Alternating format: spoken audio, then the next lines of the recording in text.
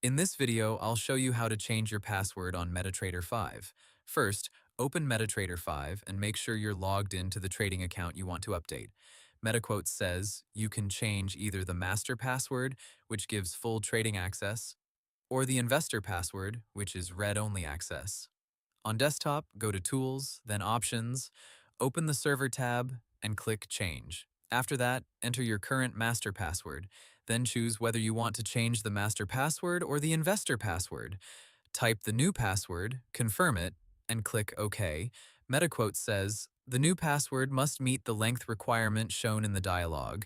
Include uppercase and lowercase letters, numbers, and special characters, and it can't match the previous password. If you're using MT5 Mobile, the steps are similar.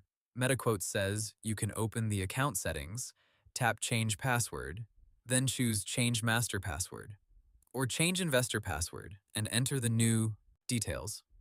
One important thing to remember is that you need your current master password to change it inside MetaTrader 5. If you forgot it, you may need to reset it through your broker instead of inside the app.